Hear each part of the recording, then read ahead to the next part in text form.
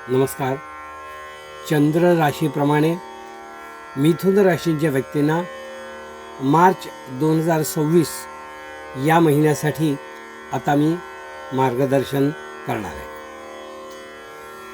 मिथुन राशीच्या व्यक्तींना सध्या गुरूंचा वरदहस्त असल्यामुळे काही गोष्टी त्यांच्या मनासारख्या घडत आहेत.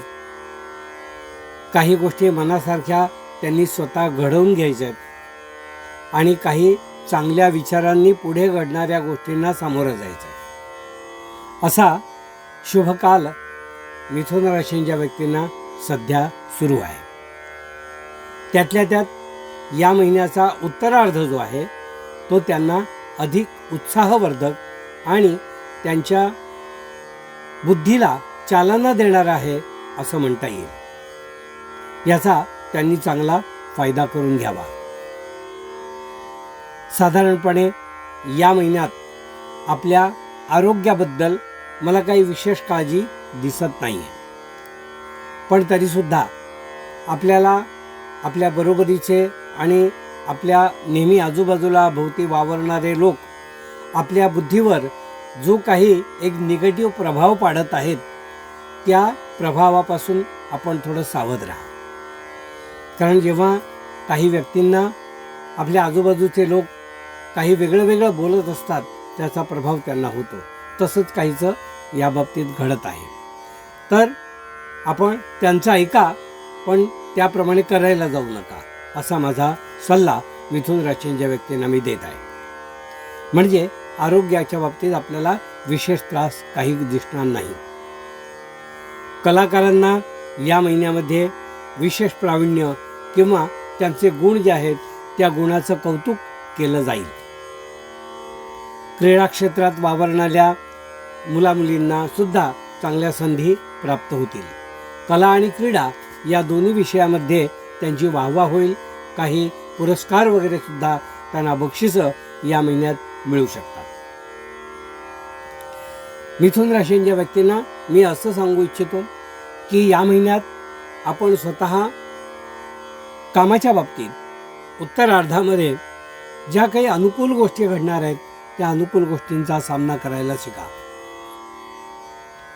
संधी उपलब्ध होतील, त्या संधीचा आपण कसा फायदा करून घ्यायचा हे मात्र तुम्हाला स्वतःला समजायला हवं.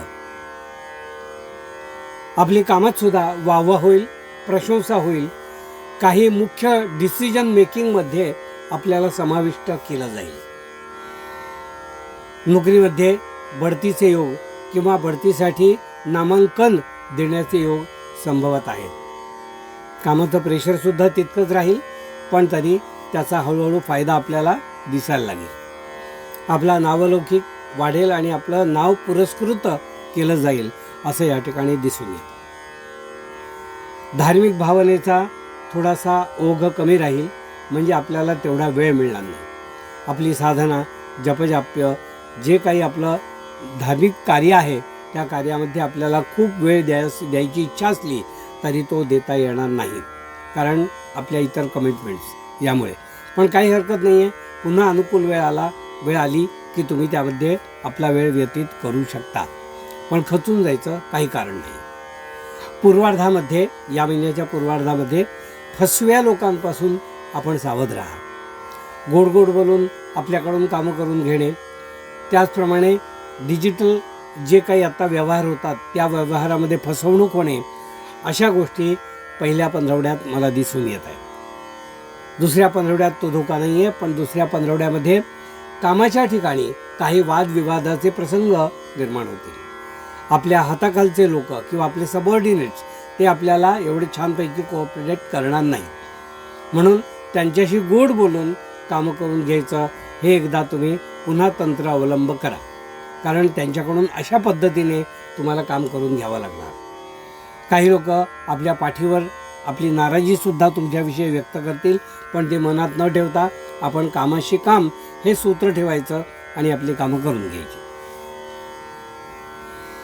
आरोग्याविषयक मला काही खूप त्रास दिसत नाही आहे. उद्योगामध्ये ज्यांचे लघु उद्योग आहेत किंवा काही मोठे उद्योग आहेत यांनी मोठी कर्ज वगैरे या महिन्यात घेऊ नका, कारण ती कर्ज फेडता फेडता आपल्याला नाकी नऊ येते.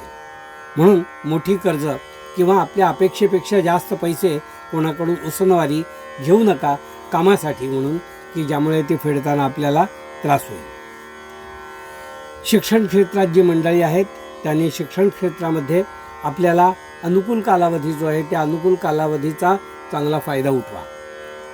म्हणजे आपल्याला मदत करणारे जे लोक आहेत त्यांचे तुम्ही सदैव ऋणी राहा, त्यांच्याकडे दुर्लक्ष करू नका, कारण पुन्हा ते कधी आपल्यासाठी उभे राहणार नाहीत.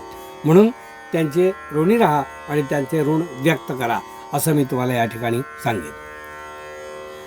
मिथुन राशीच्या व्यक्तींना मी असं सांगेन की कौटुंबिक कारणामध्ये या महिन्यात जे काही चंद्रग्रहण होणार आहे त्या चंद्रग्रहणामध्ये थोडेसे चढउतार दिसून येतात. म्हणजे कुटुंबामध्ये काही एकमेकांविषयी गैरसमज होणे किंवा अंडरस्टँडिंगमध्ये काही तफावत निर्माण होणे किंवा आपल्या कुटुंबासमवेत आपल्या काही गोष्टी न पटणे किंवा न पटणाऱ्या गोष्टी कानावर येणे असं जरा ग्रहणाच्या आसपास दिसू शकतं मिथुन राशीच्या व्यक्तींना. त्यामुळे ते ग्रहण त्यांना खूपसं अनुकूल नाही आहे, तर ते ग्रहण त्यांनी बघू नये असा मला सल्ला या ठिकाणी द्यायचा आहे. उत्पन्न या महिन्यात तुमचं चांगलं आहे, पण कोणत्याही प्रकारची नवीन गुंतवणूक या महिन्याच्या पहिल्या पंधरवड्यात तुम्ही करू नये. जुनं आपलं जे येणं आहे ते कसं वसूल होईल हे बघावं, पण उत्तरार्धामध्ये गुंतवणूक करायला हरकत नाही, पूर्वार्धामध्ये कुठलीही गुंतवणूक करू नये. हे होतं मिथुन राशीच्या व्यक्तींना मार्गदर्शन.